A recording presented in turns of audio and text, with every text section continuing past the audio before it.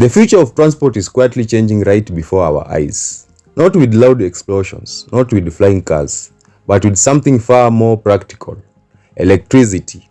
And while many people still think electricity vehicles are just expensive toys designed for rich countries, the reality is becoming far bigger than that. Because from motorcycles to buses to private cars, the world is slowly beginning to move away from fuel. And the question now is no longer if electric transport will grow, but how fast the transformation will happen. For more than 100 years, petrol and diesel ruled the roads. Entire economies were built around oil. Massive corporations became billion-dollar empires. Countries fought wars over fuel, and cities everywhere evolved around combustion engines. The sound of engine became part of modern life itself. But today, that era is beginning to face serious pressure. Fuel prices continue rising unpredictably. Air pollution is becoming a global crisis, and governments across the world are searching for cleaner, cheaper, and more sustainable alternatives. That is where electric vehicle enters the story. Unlike traditional vehicle, electric vehicles do not rely on burning fuel inside an engine. Instead, they use electric motors powered by rechargeable batteries, meaning no exhaust smoke, less noise, fewer moving mechanical parts, and in many cases, much lower operating costs. And surprisingly, the electric revolution may not begin with luxury cars. It may begin with motorcycles, especially in Africa. In countries like Kenya, Uganda, and Rwanda, motorcycles are more than transportation. They are businesses, they are livelihoods, they are survival tools for millions of people. Every single day, thousands of boda riders spend huge amount of money on petrol. And when fuel prices rise, their profit disappear almost instantly. But electric motorcycles are changing that equation. Instead of fueling daily, riders can charge batteries at a much lower cost. Some companies are even introducing battery swapping stations, where riders simply exchange drained batteries for fully charged one within minutes. No waiting, no long charging hours, just swap and continue working. And this is where electric motorcycles are gaining traction so quickly. Because for many riders, this is no longer about environmental activism. It's about economics. It's about survival. And once people realize they can save money consistently, adoption begins accelerating naturally. Then comes public transport. And this is where electric buses become extremely important. Modern cities are struggling with congestion, pollution, noise, and raising fuel costs. Diesel buses consume enormous amount of fuel every single day. But electric buses offer something cities desperately want: lower long-term operation cost. One of the most famous examples is Shenzhen in China, a city that electrified nearly its entire public bus fleet. Imagine that, thousands of buses operating quietly through the city with significant reduced emission. And slowly, other countries are paying attention.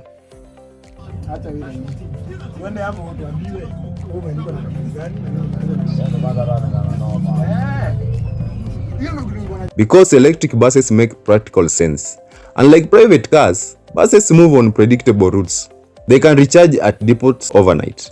And over time, they save transport companies massive fuel expenses. Even in parts of Africa, electric matatus and buses are tested.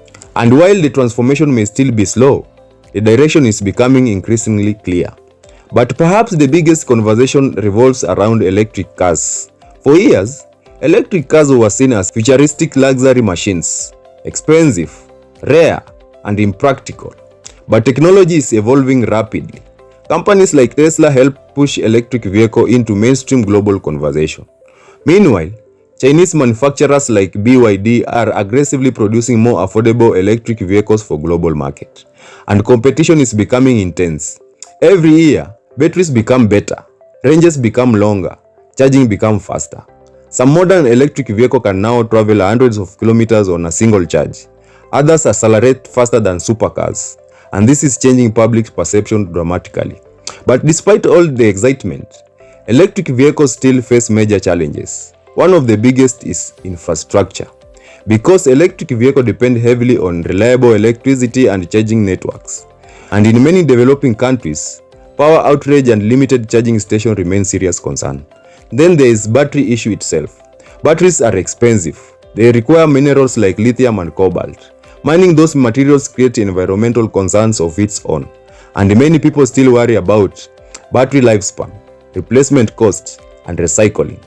which means the electric future is not perfectly clean or simple. In reality, the world is trading one system for another. But technology keeps improving.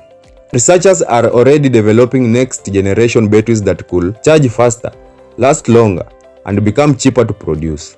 Some experts believe future breakthrough may completely reshape the industry again.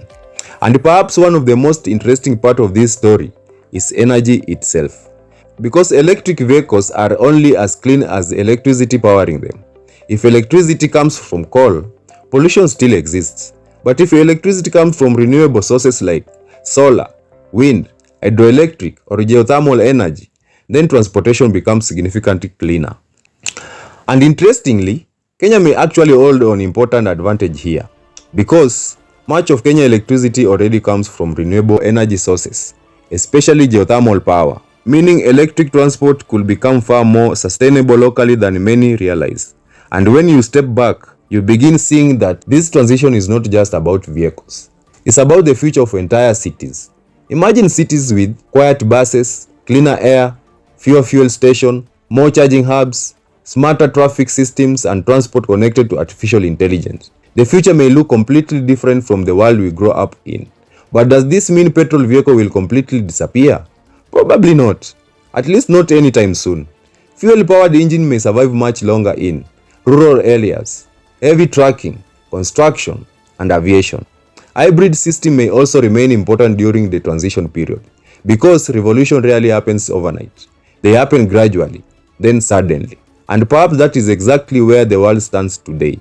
At the beginning of one of the biggest transportation shifts in modern history, a shift that could redefine economies, reshape industries, and permanently changing how human beings move across the planet.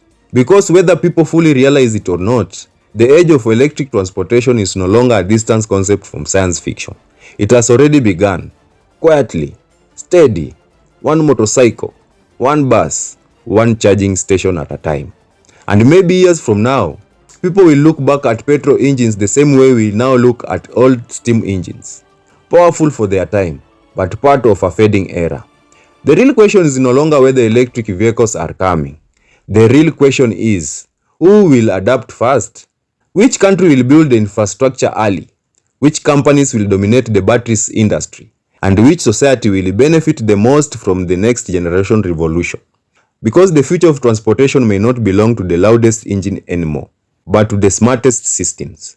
And somewhere between innovation, climate pressure, economical survival, and technological ambition, the world is slowly driving towards a completely different future. A future powered not by fuel pumps, but by electricity. And maybe this transformation is only the beginning, because once transportation changes, everything else follows. If you enjoy this deep dive into future of electric motorcycles, buses, and cars, make sure you subscribe for more powerful documentaries, modern African stories, technological narratives, and untold realities shaping tomorrow's world. Till next time, stay curious, stay informed, and keep your eyes on the future.